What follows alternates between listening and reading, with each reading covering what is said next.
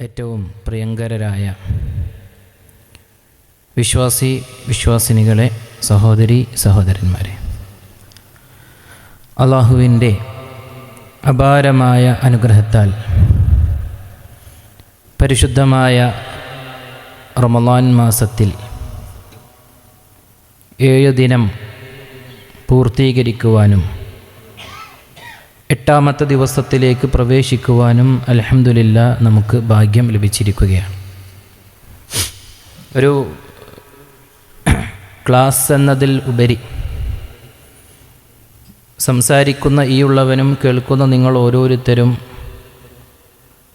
പുനർവിചിന്തനം ചെയ്യേണ്ടുന്ന ഏതാനും ചില കാര്യങ്ങൾ പറഞ്ഞതിന് ശേഷം കുറച്ച് വിഷയം പറയാം. സാധാരണഗതിയിൽ റമളാൻ അല്ലാത്ത ദിവസത്തിൽ നമ്മൾ ചെയ്യുന്ന കുറച്ച് കർമ്മങ്ങളുണ്ട്. അതിലൊന്നാണ് 5 വഖ്ത് നമസ്കാരം എന്നുള്ളത്. മറ്റൊന്ന് വിശുദ്ധ ഖുർആൻ പാരായണമാണ്. റമളാൻ അല്ലാത്ത കാലത്തും നമ്മൾ ചെയ്യുന്നതാണ് തറാവീഹ്, ഖിയാമുൽ ലൈൽ, തഹജ്ജുദ് നമസ്കാരങ്ങൾ. എൻ്റെ ചോദ്യം ഇതാണ്, എന്നോടും കൂടാണ്. റമളാനിൽ അധികമായിക്കൊണ്ട് നമ്മൾ എന്ത് ചെയ്തു എന്നതാണ്. വിശുദ്ധ ഖുർആൻ അവതീർണമായ വിശുദ്ധ മാസത്തിൽ ഓരോ ദിവസവും ഏറ്റവും ചുരുങ്ങിയത് 20 പേജെങ്കിലും നമ്മൾ പാരായണം ചെയ്തിട്ടുണ്ടോ? അതായത് ഇന്നത്തേക്ക് ചുരുങ്ങിയത് 140 പേജ് ഞാനും നിങ്ങളും പാരായണം ചെയ്ത് തീർത്തിട്ടുണ്ടോ? ഏറ്റവും ചുരുങ്ങിയതാണ്. ഇമാം ബുഖാരി റഹ്മത്തുള്ളാഹിയെക്കുറിച്ച് പറയുന്നിടത്ത് നമുക്ക് കാണാം, റമളാനിലെ ഓരോ പകലിലും വിശുദ്ധ ഖുർആൻ പരിപൂർണമായും ഓതി തീർക്കാറുണ്ടായിരുന്നു എന്നാണ്. അങ്ങനെ ഒരുപാട് ഉലമാക്കളെക്കുറിച്ച് പറയുന്നുണ്ട്. ഷെയ്ഖ് റുഹൈലി ഹഫിളുല്ലാഹ് ആധുനിക പണ്ഡിതനാണ്. അദ്ദേഹം പറയുന്നൊരു കാര്യമുണ്ട്, മുൻപുള്ള സ്വഹാബിമാരെക്കുറിച്ചും താബിഈങ്ങളെക്കുറിച്ചും തബഉ താബിഈങ്ങളെക്കുറിച്ചെല്ലാമുള്ള റമളാൻ മാസത്തിലെ ഉള്ള വിശുദ്ധ ഖുർആനുമായുള്ള അടുപ്പം അതൊക്കെ സംഭവിക്കുന്നതാണോ എന്ന് നമുക്ക് സംശയം തോന്നും. കാരണം ഇപ്പം ഉസ്മാൻ ബിൻ അഫ്ഫാൻ റളിയല്ലാഹു അൻഹുവിൻ്റെ തറാവീഹ് നമസ്കാരത്തെക്കുറിച്ച് നമുക്ക് കാണാം, ഒറ്റ റക്അത്ത് നിസ്കരിച്ച ദിവസങ്ങളുണ്ട്. ഇശാക്ക് ശേഷം തറാവീഹ് നമസ്കാരം ആരംഭിച്ച് ഒറ്റ റക്അത്ത്, സൂറത്തുൽ ഫാത്തിഹയ്ക്ക് ശേഷം സൂറത്തുൽ ബഖറ മുതൽ സൂറത്തുൻ നാസ് വരെ ഖുർആൻ പാരായണത്തിൽ മുഴുകി നിന്നു എന്നാണ്. സുബഹി ബാങ്ക് കൊടുക്കുന്നതിൻ്റെ തൊട്ട് മുമ്പാണ് ആ തറാവീഹ് നമസ്കാരം അവസാനിക്കുന്നത്. ഖുർആനിൻ്റെ മാധുര്യത്തിൽ അവർ മതിമറന്നുകൊണ്ട് വിശുദ്ധ ഖുർആൻ നെഞ്ചിലേറ്റി അർത്ഥസഹിതം പാരായണം ചെയ്യുന്നതിൻ്റെ അടിസ്ഥാനത്തിൽ അവരറിഞ്ഞിരുന്നില്ല എന്നാണ്. അപ്പോൾ ഇതൊക്കെ കേൾക്കുമ്പോൾ റുഹൈലി റഹിമഹുല്ലാഹ് പറയാണ്, നമുക്ക് വിശ്വസിക്കാൻ കുറച്ച് ബുദ്ധിമുട്ടാണ്. പക്ഷേ അദ്ദേഹം പറയാണ്, സോഷ്യൽ മീഡിയ വന്നതോടുകൂടി അതെല്ലാം മാറി. കാരണം നമ്മൾ ഏറെ ഇഷ്ടപ്പെടുന്ന കാര്യങ്ങൾ ചെയ്യാൻ നമ്മൾ എത്ര മണിക്കൂറുകൾ വേണമെങ്കിലും ചിലവഴിക്കുമെന്ന് സോഷ്യൽ മീഡിയ തെളിയിച്ചു. ഇത് അദ്ദേഹത്തിൻ്റെ വാക്കാണ്, ഞാൻ പറയല്ല. ഞാനത് പറയാൻ കാരണം, ഇപ്പം കഴിഞ്ഞ ഞായറാഴ്ച എൻ്റെ നാട്ടിൽ എല്ലാവർക്കും അറിയുന്നത് പോലെ ഒരു CRE ക്ലാസ് ഉണ്ട്. മുതിർന്ന കുട്ടികൾക്കുള്ളതാണ്. ഹൈസ്കൂൾ, ഹയർ സെക്കൻഡറി, ഡിഗ്രി തലങ്ങളിൽ പഠിക്കുന്ന കുട്ടികൾക്കുള്ള ക്ലാസ്സാണ് CRE. അപ്പോൾ ആ ക്ലാസ് എടുത്തുകൊണ്ടിരിക്കവേ ഞാൻ കുട്ടികളോട് പറഞ്ഞു, ഈ കാര്യമൊക്കെ പറഞ്ഞപ്പോൾ കുട്ടികളിങ്ങനെ കുറച്ച് വിശ്വസിക്കാൻ ബുദ്ധിമുട്ടുണ്ടെന്ന നിലക്കൊക്കെ പറഞ്ഞപ്പോൾ ഞാൻ പറഞ്ഞു, എല്ലാവരും ഒന്ന് ഫോൺ അടിക്കുന്നതാണ്. മക്കളൊക്കെ ഫോൺ എടുത്തു, മുതിർന്ന കുട്ടികളാണ്. നമുക്കും ചെയ്തൊക്കെ ഒന്ന് വീട്ടിൽ പോയിട്ട് സെറ്റിങ്സിൽ പോയിട്ട് സ്ക്രീൻ ടൈം എന്നൊന്ന് ടൈപ്പ് ചെയ്ത് നോക്കുക. സ്ക്രീൻ ടൈം നിങ്ങളതൊക്കെ ചിലപ്പം കുറവായിരിക്കും, എന്നാൽ നമ്മുടെ മക്കളുടേത്, ഹൈസ്കൂൾ, ഹയർ സെക്കൻഡറി, ഡിഗ്രി തലങ്ങളിൽ പഠിക്കുന്ന കുട്ടികളുടെ സ്ക്രീൻ ടൈം ചെക്ക് ചെയ്തൊക്കെ പറഞ്ഞു. കുട്ടികളുടെ സ്ക്രീൻ ടൈം തൊട്ട് തലേ ദിവസം, ഞാൻ ഞായറാഴ്ചയാണ് ക്ലാസ് എടുക്കുന്നത്, ശനിയാഴ്ചത്തെ ദിവസത്തെ അത് ചെക്ക് ചെയ്തപ്പം 8 മണിക്കൂറാണ്. ഒരു ദിവസത്തിലെ 1/3 8 മണിക്കൂറാണ് ഫോൺ ഉപയോഗിച്ചത്. ഒന്ന് ആലോചിക്കണേ, റബ്ബ് തന്ന അനുഗ്രഹം. എന്നിട്ട് അതിൽ എന്തിനൊക്കെ ഉപയോഗിച്ചെന്നുണ്ട്, അതിൽ 5.5 മണിക്കൂർ ഉപയോഗിച്ചത് ഇൻസ്റ്റഗ്രാം ഉപയോഗിക്കാനാണ് റമളാൻ മാസത്തിൽ. അതാണ് ഞാൻ പറഞ്ഞു വരുന്നത്. ഇഷ്ടമുള്ള കാര്യം എത്ര വേണമെങ്കിലും ചെയ്യുമെന്ന അവസ്ഥയിലേക്ക് നമ്മൾ എത്തിയിട്ടുണ്ട്. ശരിക്കും ഈ റമദാൻ മാസം വിശുദ്ധ ഖുർആനിൻ്റെ മാസമാണ് അല്ലേ? അപ്പോൾ ഞാൻ ചോദിക്കുകയാണ്, ഖുർആനിനോട് അങ്ങനെയുള്ളൊരടുപ്പം ഉണ്ടാക്കിയെടുക്കാൻ നമുക്ക് കഴിഞ്ഞിട്ടുണ്ടോ? ഇതൊരു ഭംഗി വർത്തമാനമായിക്കൊണ്ട് ആലങ്കാരിക വർത്താനായിട്ടൊന്നും ആരും കാണരുത്. എന്നോടും നിങ്ങളോടുള്ളൊരു പുനർവിചിന്തനാണ്. നിങ്ങളൊന്ന് ഇരുന്ന് ചിന്തിക്കുക. പടച്ചോൻ തന്ന ഒന്ന് ആലോചിക്കണം. ഇപ്പം ഒരു പക്ഷേ ഇന്ന് മഗ്രിബിന് നോമ്പ് തുറക്കുന്നവരും പല വീടുകളിൽ നിന്നും പറഞ്ഞിട്ടുണ്ടാവും, എത്ര പെട്ടെന്നാണ് റബ്ബെ ഒരാഴ്ച കഴിഞ്ഞത് അല്ലേ? റമദാനിൽ 7 ദിവസം കഴിഞ്ഞു, 7 ദിവസം കഴിഞ്ഞു. ഓരോ ദിവസം കഴിയുന്തോറും ദിനങ്ങൾക്ക് പ്രാധാന്യം വർദ്ധിച്ചു വരികയാണ്. എന്നാൽ അതേ സമയത്ത് ഓരോ ദിവസം കഴിയുന്തോറും സ്വഹാബാക്കൾക്ക് പ്രയാസമായിരുന്നു എന്നാണ്. റമദാൻ ഇങ്ങനെ അവസാനിക്കുകയാണല്ലോ എന്നുള്ള ബേജാറ്. സുഹൃത്തുക്കളെ, ഈ ഒരു മാസത്തെ റമദാനിലൂടെ വരാനിരിക്കുന്ന 11 മാസത്തേക്കുള്ള തയ്യാറെടുപ്പാണ്, ട്രെയിനിങ്ങാണ് നമ്മൾ നടത്തിക്കൊണ്ടിരിക്കുന്നത്. അപ്പം ഖുർആനിൻ്റെ ആളുകളാകാൻ പറ്റിയ ഏറ്റവും നല്ലൊരു മാസത്തിലാണ് ഞാനും നിങ്ങളുള്ളത്. അപ്പോൾ എത്ര കണ്ട് ആ ഖുർആൻ പാരായണം ചെയ്യാനും തഫ്സീർ ബഹുമാനനായ മുഹമ്മദ് അമാനി മൗലവി റഹ്മഹുല്ല 25ഓളം വർഷമെടുത്തിട്ട് രചിച്ച തഫ്സീർ, അന്ന് 4 വോള്യമായിരുന്നു. ഇപ്പം പ്രിൻ്റൊക്കെ മാറ്റി കുറച്ച് ഭംഗിയൊക്കെ ആക്കി 8 വോള്യമുണ്ട്. 4 വോള്യമുള്ള അമാനി മൗലവി റഹ്മഹുല്ലയുടെ മലയാളത്തിലുള്ള തഫ്സീർ വർഷങ്ങൾക്ക് മുമ്പ് കുറ്റിപ്പുറം സമ്മേളനത്തിനോ മറ്റോ നമ്മൾ വാങ്ങി നമ്മുടെ വീട്ടിൻ്റെ ഷെൽഫിൽ ഷോക്കേസിൽ കൊണ്ടുപോയി വെച്ചിട്ടുണ്ടാകും അല്ലേ? നമ്മൾ എത്ര സൂറത്ത്, നമ്മളും നമ്മുടെ മക്കളും നമ്മുടെ കുടുംബവും ഒരുമിച്ചിരുന്ന് എന്തൊക്കെ നമ്മൾ ചർച്ച ചെയ്യുന്നു, എന്തൊക്കെ കുടുംബത്തിലെ കാര്യങ്ങൾ നമ്മൾ പറയുന്നു. അള്ളാഹു നമ്മളോട് സംസാരിക്കുന്ന അള്ളാഹുവിൻ്റെ കലാം അത് നമ്മൾ വായിച്ചിട്ടുണ്ടോ? ഞാനും നിങ്ങളും ഒന്ന് ആലോചിച്ച്. ഈ റമദാൻ മാസത്തിലെങ്കിലും തഫ്സീർ വായിക്കുക. ഖുർആനിൽ നിന്നും എത്ര ആയത്തുകൾ ഹിഫ്ളുണ്ട്. നമ്മുടെ മക്കളെ നമ്മൾ ഹാഫിളീങ്ങളാക്കുന്നുണ്ട്. നമുക്ക് കഴിയൂലേ? എൻ്റെ നാട്ടിൽ, ഞാൻ വ്യക്തിയുടെ പേര് പറയുന്നില്ല, ഒരാളുണ്ട്. അദ്ദേഹം ഒരു ദിവസം ഇതുപോലെ ബാർബർ ഷോപ്പിലേക്ക് താടി വെട്ടുന്നതിന് വേണ്ടി കയറുന്ന സമയത്ത് മകൻ വന്ന് പറയാണ്, ഉപ്പ ക്ലാസ്സിൽ നിന്ന് മദ്രസയിൽ നിന്ന് ഉസ്താദ് പറഞ്ഞിട്ടുണ്ട് ആണുങ്ങൾ താടി വെട്ടരുത്, താടി നീട്ടി വളർത്തണം. മൂപ്പര അവിടുന്ന് തിരിഞ്ഞ് നടന്നു. വീട്ടിലെത്തിയപ്പം അദ്ദേഹത്തിൻ്റെ ഭാര്യ അദ്ദേഹത്തോട് പറഞ്ഞു, നാളെ QHLS ഉണ്ട്, ഖുർആൻ ഹദീസ് ലേണിംഗ് സ്കൂളുണ്ട്, നിങ്ങൾ നാളെ ഒറ്റ ദിവസം പങ്കെടുത്താൽ മതിയെന്ന്. ഇന്ന് അദ്ദേഹം ബഖറയും ആൽ ഇമ്രാനും സൂറത്തു നിസാഉം ഒക്കെ ഹിഫ്ളുള്ള 10-15 ജുസ് ഹിഫ്ളാക്കി കഴിഞ്ഞ ഒരു മനുഷ്യനാണ്. 45 വയസ്സിന് ശേഷമുള്ള കാര്യമാണ് ഞാൻ പറയുന്നത്. അപ്പം വിചാരിച്ചാൽ എനിക്കും നിങ്ങൾക്കുമെല്ലാം ഖുർആൻ ഹിഫ്ളാക്കാൻ മാത്രമുള്ള കഴിവ് നമ്മൾ ആഗ്രഹിച്ചിറങ്ങിയോ? ഹലാലായ ആഗ്രഹമാണോ? പടച്ചോ നമ്മളൊപ്പം ഉണ്ടാവും ഇൻഷാ അല്ലാഹ്. അപ്പോൾ ഞാൻ പറഞ്ഞു വരുന്നത്, ഈ റമദാനിൻ്റെ മാസത്തിൽ എത്ര കണ്ട് വിശുദ്ധ ഖുർആനിനോട് അടുക്കാൻ നമുക്ക് സാധിച്ചിട്ടുണ്ട്. നോക്കൂ നിങ്ങൾ, ഇൽമ് നമ്മൾ 2 തരത്തിൽ പറയാറുണ്ട്. രണ്ടും, ഒന്ന് ഭൗതികമായിട്ടുള്ള അറിവാണ്, രണ്ടാമത്തേത് ആത്മീയമായിട്ടുള്ള ദീനിപരമായിട്ടുള്ള ഇൽമാണ്. അതിൽ ഭൗതികമായിട്ടുള്ള അറിവ് നമ്മുടെ മക്കൾക്ക് കിട്ടുന്നതിന് വേണ്ടി നമ്മൾ ഏതറ്റം വരെയും എത്ര ലക്ഷം വേണമെങ്കിലും ചിലവഴിക്കും. അതാണെങ്കിൽ അള്ളാഹു സുബ്ഹാനഹു വ തആല ആവശ്യത്തിലധികം നമുക്ക് തന്നിട്ടുമുണ്ട്.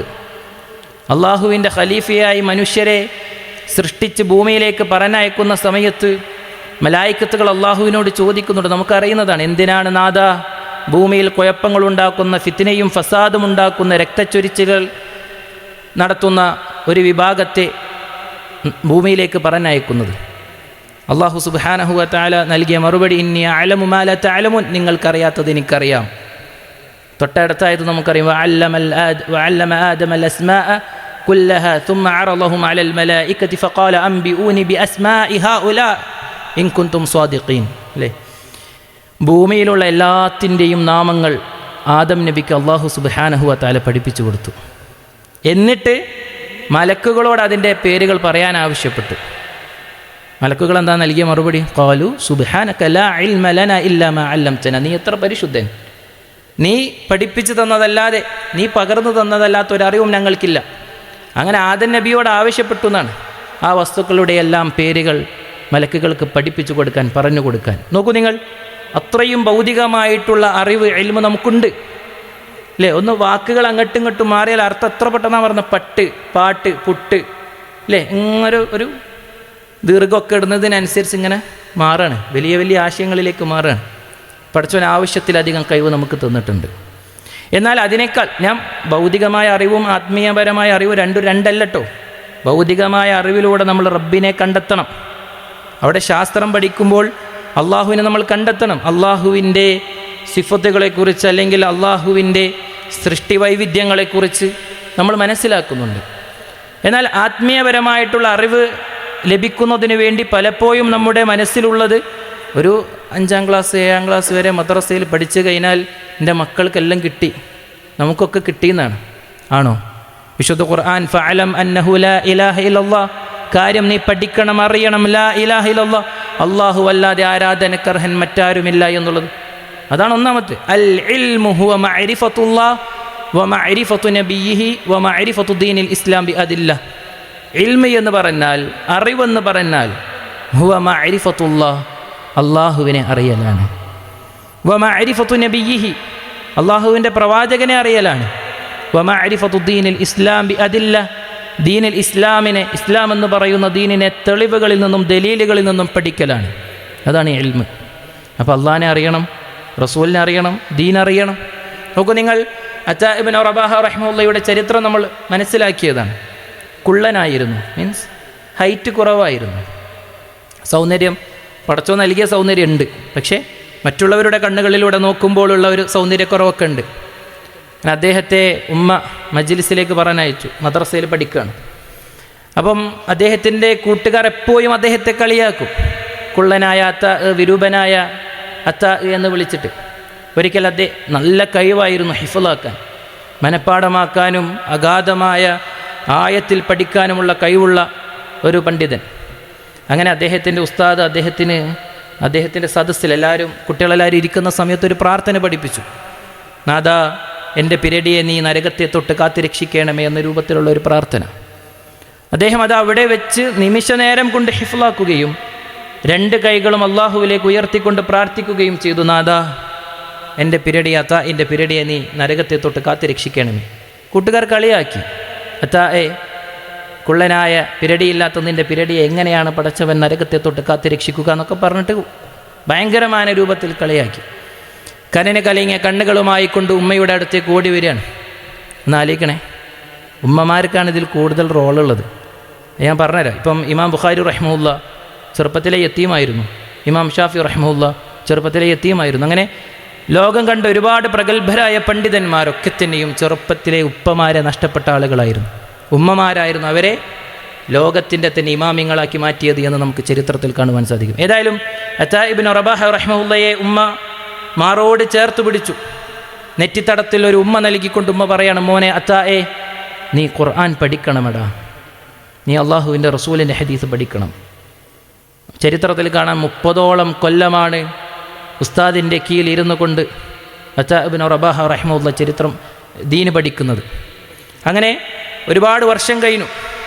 അന്ന് മർവാൻ എന്ന് പറയുന്ന ഖലീഫ ഭരിക്കുന്ന സമയത്ത് മുസ്ലിമീങ്ങൾക്കിടയിൽ ഒരുപാട് വിഷയങ്ങൾക്കിടെ അഭിപ്രായ വ്യത്യാസമുണ്ടായി, ഇഷ്കാല് വരാൻ തുടങ്ങി. ഒരുപാട് വിഷയങ്ങൾക്ക് മുസ്ലിങ്ങൾക്കിടയിൽ അഭിപ്രായ വ്യത്യാസം, ആകപ്പാടെ പ്രശ്നമായി. അപ്പം ഈ ഖലീഫ എന്താക്കി, നാട്ടിലുള്ള എല്ലാ പണ്ഡിതന്മാരെയും പല സ്ഥലത്തേക്കും സഞ്ചരിച്ചു പോയിരുന്ന എല്ലാവരെയും ഒരുമിച്ച് കൂട്ടി അവരോട് പറഞ്ഞു, എന്ന വിഷയങ്ങളിൽ നമ്മൾക്കിടയിൽ അഭിപ്രായ വ്യത്യാസമുണ്ട്, നിങ്ങളത് തീർത്തു തരണം. അപ്പോൾ ആ പണ്ഡിതന്മാർ ഒന്നടങ്കം പറഞ്ഞ മറുപടി, ഇതിന് ഞങ്ങൾക്കറിയില്ല, ഈ ചോദ്യങ്ങൾക്കുള്ള മറുപടിയൊന്നും ഞങ്ങൾക്കറിയില്ല. പക്ഷേ അങ്ങകലെ മദീനയുടെ തിരുവോരങ്ങളിൽ മസ്ജിദുൻ നബവിയുടെ ചാരത്തായിക്കൊണ്ട് ഒരു പണ്ഡിതനുണ്ട്, അദ്ദേഹത്തോട് ചോദിച്ചാൽ ഒരു പക്ഷേ നിങ്ങൾക്കതിൻ്റെ ഉത്തരം ലഭിച്ചേക്കാം. അന്ന് കളിയാക്കിയ സുഹൃത്തുക്കളെല്ലാവരും ഒന്നടങ്കം പറഞ്ഞിരുന്നത് അത്താ ഇബ്നു റബാഹ റഹിമഹുല്ലയുടെ പേരായിരുന്നു. ചരിത്രത്തിൽ കാണാം. അങ്ങനെ ഖലീഫ സഹായികളെ പറഞ്ഞയച്ചു എന്നാണ്, അത്തായിനെ വിളിച്ചോണ്ടിരാൻ. അപ്പം എന്താ പറഞ്ഞത്? അറിവ് നിങ്ങളെ തേടി വരില്ല, അറിവിനെ തേടി നിങ്ങൾ വരണം. മുമ്പിൽ പോയിരുന്നു ചമ്രം പടിഞ്ഞിരുന്നു ദീന് ഇൽമ നേടിയതായി നമുക്ക് ചരിത്രത്തിൽ കാണുവാൻ സാധിക്കും. യർഫഉല്ലാഹു അല്ലദീന ആമനു മിൻകും വല്ലദീന ഊതുൽ ഇൽമ ദറജാത്ത്. നിങ്ങളിൽ നിന്നും അറിവ് വിശ്വസിക്കുകയും അറിവ് നേടുകയും ചെയ്തവരുടെ ദറജ അള്ളാഹു ഉയർത്തും. അള്ളാഹ് ഉയർത്തുന്നതാണ്. അത് ഈ ലോകത്തും ഉയർത്തും, നാളെ പരലോകത്തും ഉയർത്തും. അപ്പോൾ ആ ഒരു ദറജയിലേക്ക് എത്താൻ നമ്മൾ പഠിക്കേണ്ടതുണ്ട്, അറിവ് നേടേണ്ടതുണ്ട്. ഞാൻ പറയുന്നത് ഇതൊക്കെ എല്ലാം തികഞ്ഞ എന്ന നിലക്കല്ല. അതിന് ഒരുപാട് സന്ദർഭം, ഒരുപാട് നമ്മൾ കാലിക്കും പഠിച്ചോനെ ഇൽമ നേടാൻ ഇപ്പോൾ എവിടെയാ? ഒന്ന് തഫ്സീറുണ്ട് അല്ലേ? ഇനി അതിൻ്റെ അപ്പുറത്തേക്ക് പഠനം നടക്കണമെങ്കിൽ എത്ര സാഹചര്യങ്ങളുണ്ട്. ഖുർആൻ ഹദീസ് ലേണിംഗ് സ്കൂളുകൾ, പണ്ഡിതന്മാരുടെ ക്ലാസ്സുകൾ, യൂട്യൂബിലുള്ള ക്ലാസ്സുകൾ എത്ര നമുക്ക് ലഭിക്കും. ഇനി അതൊന്നും വേണ്ട. ഞാൻ ഇത് ബോധപൂർവം പറയുകയാണ്. ഞാനിപ്പം കഴിഞ്ഞ ദിവസം എനിക്ക് പഠിക്കാൻ ഞാൻ ഇത് കുറച്ച് മാസങ്ങൾക്ക് മുമ്പ്, ഒരുപാട് വർഷങ്ങളായി നടക്കുന്നുണ്ടെങ്കിലും ഞാൻ 2 മാസങ്ങൾക്ക് മുമ്പാണ് ഇത് ശ്രദ്ധിക്കുന്നതും പഠിച്ചു തുടങ്ങുന്നതും. എല്ലാവർക്കും ഉപകാരപ്പെടുമെന്ന നിലയ്ക്ക് ഒന്ന് പരിചയപ്പെടുത്തുകയാണ്. നമ്മുടെ ഫോണിൽ, എല്ലാവരുടെ ഫോണിലും ഉണ്ടാവും ഗൂഗിൾ പ്ലേ സ്റ്റോർ. ഒരു പക്ഷേ എല്ലാവരുടെ ഫോണിലും ആ ആപ്പ് ഡൗൺലോഡ് ചെയ്തിട്ടുണ്ടാവും. പീസ് റേഡിയോ എന്നാണ് പേര്. ആ പീസ് റേഡിയോ അത്ഭുതമാണ്. തമാശ അറിയില്ല. ഞാൻ ജോലിക്ക് വേണ്ടി PSC കിട്ടാൻ വേണ്ടി നമ്മളെന്താക്കും, ഒരുപാട് പണം ചിലവഴിക്കും. 10,000 രൂപക്ക് ഓൺലൈൻ കോച്ചിങ്, 2,000 രൂപ, 5,000 രൂപ, അങ്ങനെ പലതിനും ഞാനും ചേർന്നിട്ടുണ്ടായിരുന്നു. 1-2 ആഴ്ച ക്ലാസ് കേട്ടതവിടെ മുടങ്ങിപ്പോവാറേ പതിവ്. പക്ഷേ പീസ് റേഡിയോ തുറന്നു നോക്കണം. അതിൻ്റെ അടിയിൽ കോഴ്സസ് എന്ന് കാണാം. ആ കോഴ്സസിലൊന്ന് സെലക്ട് ചെയ്യണം. എത്ര കണക്കിന് കോഴ്സുകളാണ്. വിശുദ്ധ ഖുർആൻ പഠനം അന്നൂർ എന്ന് പറയുന്നത് ഇപ്പം 15ാമത്തെ മൊഡ്യൂളായി. സൂറത്തുൽ ബഖറ അപ്പം പഠിച്ചുകൊണ്ടിരിക്കുന്നത്. സൂറത്തുൽ ഫാത്തിഹ എന്ന് തുടങ്ങിയതാണ്. സൂറത്തുൽ ഫാത്തിഹയിലെ ഇസ്തിആദത്തും ബസ്മലയും അഊദു ബില്ലാഹി മിനശ് ശൈത്വാനിർ റജീമും ബിസ്മില്ലാഹിർ റഹ്മാനിർ റഹീമും മാത്രം ഒരു മൊഡ്യൂളാണ്. ആ മൊഡ്യൂളിൽ 28-30 ക്ലാസ് ഉണ്ട്. ഈ 2 അഊദു ബില്ലാഹിയും ബിസ്മില്ലാഹിർ റഹ്മാനിർ റഹീമും പഠിപ്പിക്കാൻ 28-30 ക്ലാസ്സുകളുണ്ട്. അബ്ദുൽ ജബ്ബാർ അബ്ദുള്ള മദീനി ഹഫളഹുല്ലാ അദ്ദേഹമാണ് ക്ലാസ് എടുക്കുന്നത്. 15 മൊഡ്യൂളുകളുണ്ട്. ഓരോ മൊഡ്യൂളും 30-35 ക്ലാസ്സുകളൊക്കെ ഉണ്ടാവും. ഏത്? അന്നൂർ ഖുർആൻ പഠനം മാത്രം. ഇനി ലൈഫ് എന്ന് പറയുന്ന കോഴ്സുകളിൽ ഫിഖ്ഹിപരമായിട്ടുള്ള ശുദ്ധി, അതുപോലെ വിവാഹം, പിന്നെ മുസ്ലിമിൻ്റെ വിശ്വാസം എന്നൊക്കെ പറഞ്ഞിട്ട് പണ്ഡിതന്മാർ ഷമീർ മദീനിയും ഹംസ മദീനിയും ഒക്കെ എടുക്കുന്ന ധാരാളം ഇൽമിൻ്റെ നിറകുടമായിക്കൊണ്ട് മാറിക്കൊണ്ടിരിക്കുകയാണ്. നമ്മളൊരു പേനയും പുസ്തകവും എടുത്തിരുന്ന് എഴുതി പഠിച്ചിട്ടുണ്ടെങ്കിൽ നമുക്ക് നല്ലതാണ്. മൻ യുരിദില്ലാഹു ബിഹി ഖൈറ യുഫഖിഹുഹു ഫിദ്ദീൻ. ആർക്കെങ്കിലും അല്ലാഹു സുബ്ഹാനഹു വ തആല നന്മ ഉദ്ദേശിച്ചാൽ അവന് ദീനിൽ പാണ്ഡിത്യം നൽകും, അവഗാഹം നൽകും, ഫിഖ്ഹ് നൽകും. നമുക്ക് ആ ഫിഖ്ഹ് ലഭിച്ചിട്ടില്ലെങ്കിൽ പഠിച്ചോ നന്മ ഉദ്ദേശിച്ചിട്ടില്ല. അത് നമ്മളെന്താക്കണം? നമ്മൾ ഇറങ്ങിത്തിരിക്കണം.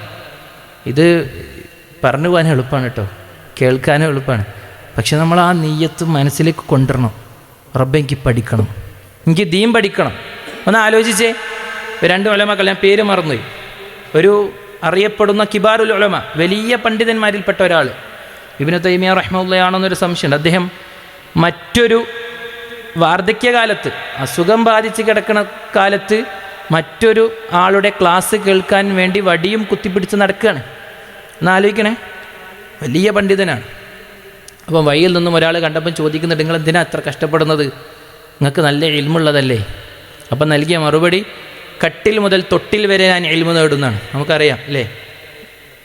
തൊട്ടിൽ മുതൽ കട്ടിൽ വരെ ഞാൻ ഇൽമു നേടും. ജനിച്ചത് മുതൽ ഇനി മരിച്ചും മയ്യത്ത് കട്ടുമ കിടക്കുന്നത് വരെ ഞാൻ അറിവ് നേടും എന്നാണ് തിരിച്ചു നൽകിയ മറുപടി. അപ്പം അതുപോലെ പ്രായമായിട്ടൊന്നുമില്ല, ദീന് പഠിക്കാൻ പ്രായമൊന്നുമില്ല. മാക്സിമം അള്ളാഹുവിൻ്റെ ഖുർആനും ഹദീസ് ഗ്രന്ഥങ്ങളും പഠിക്കുവാൻ നമുക്ക് സാധിക്കേണ്ടതുണ്ട്. അള്ളാഹു നമുക്ക് നന്മ ഉദ്ദേശിച്ചിട്ടുണ്ടെങ്കിൽ നമുക്ക് പാണ്ഡിത്യം നൽകുമെന്നാണ് പ്രവാചകൻ സല്ലല്ലാഹു അലൈഹി വസല്ലമ പഠിപ്പിച്ചത്. ഇന്നമാ യഖ്ഷല്ലാഹു മിൻ ഇബാദിഹിൽ ഉലമാ. അള്ളാഹുവിനെ അവൻ്റെ അടിമകളിൽ വെച്ച് ഏറ്റവും കൂടുതൽ ഭയപ്പെടുന്നവർ, അള്ളാഹിനെ പേടിച്ച് ജീവിക്കുന്നവരാരാ? ഉലമാ, അറിവ് നൽകപ്പെട്ടവരാണ്, വിനയമുള്ളവരായി മാറും. ഞാൻ തമാശ അറിയല്ല. നമുക്കിപ്പം പലതിലും ഇതൊക്കെ അത്രയല്ലേ ഉള്ളൂ.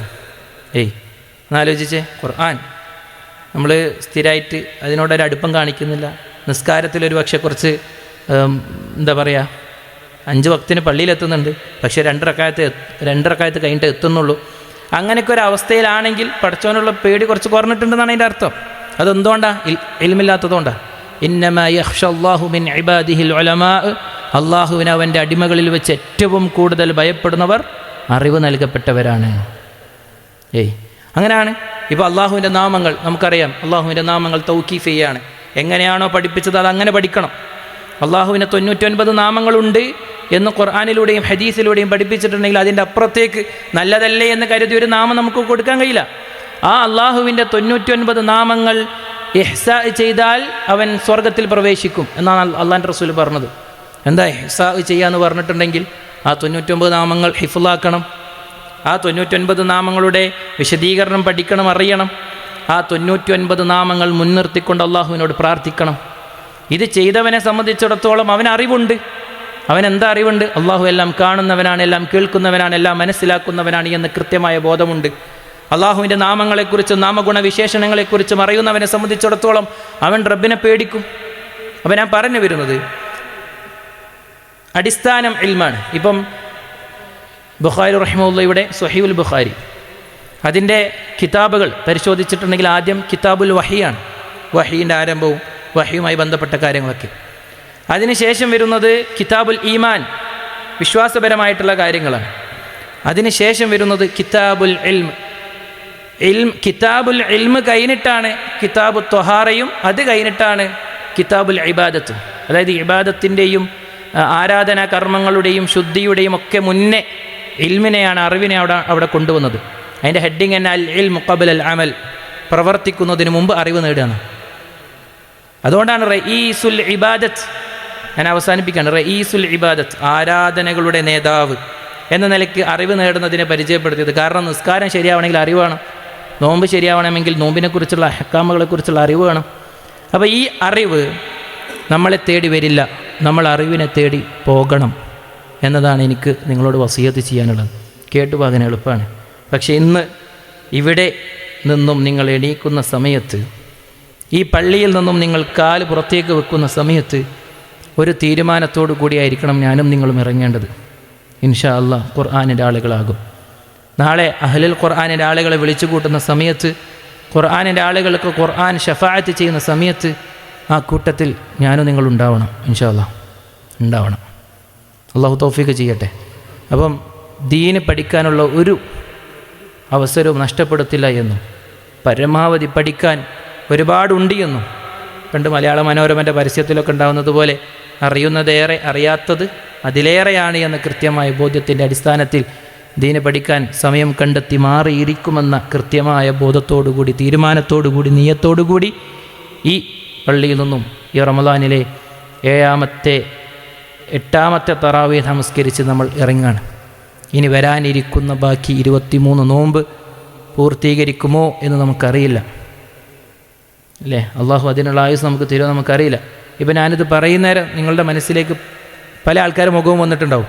കഴിഞ്ഞ വർഷം നമ്മളോടൊപ്പം ഈ സൊഫിലുണ്ടായിരുന്നവർ, നമ്മളോടൊപ്പം നോമ്പ് നോറ്റവർ, നമ്മളോടൊപ്പം ഖുർആൻ ക്ലാസ്സിൽ പങ്കെടുത്തവർ, നമ്മളോടൊപ്പം നോമ്പ് തുറപ്പിച്ചവർ, പല ആളുകളുടെയും മുഖം ഒരു പക്ഷെ ഇപ്പം നിങ്ങളെ മനസ്സിലേക്ക് വരുന്നുണ്ടാവും. എൻ്റെ മനസ്സിൽ വരുന്നുണ്ട് 2-3 ആളുകളുടെ മുഖം. ഞാൻ ഖുതുബ പറയുന്ന സമയത്ത് എൻ്റെ മുന്നിൽ എപ്പോഴും ചിരിച്ചുകൊണ്ടിരുന്ന, എന്നോട് നസീഹത്തോടു കൂടി ഒരുപാട് ഉപദേശങ്ങൾ എനിക്ക് നൽകിയ ഞങ്ങളുടെ ഈസക്കുട്ടിക്ക ഇന്നില്ല. അല്ലാഹു അദ്ദേഹത്തിൻ്റെ ഖബറിടം വിശാലമാക്കി കൊടുക്കുമാറാവട്ടെ.